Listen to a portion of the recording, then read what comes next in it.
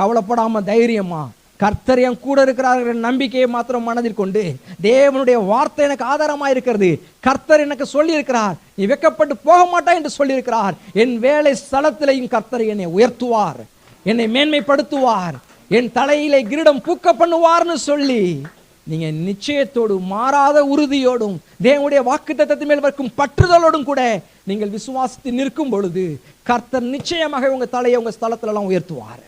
அதான் சொல்ல, உன் பகைஞர், உன் எதிராளி, உன் கூட வேலை செய்யறவங்க, உன் ப்ரொமோஷனை தடுத்து போடுறவங்க யாரா இருந்தாலும் அவங்களுக்காக ஒன்று பண்ணுங்க, ஜெபிங்க. கர்த்தாவே அந்த மனிதனை ஆசீர்வதிக்கிறேன்னு ஜெபிங்க. முடிஞ்சு போச்சு.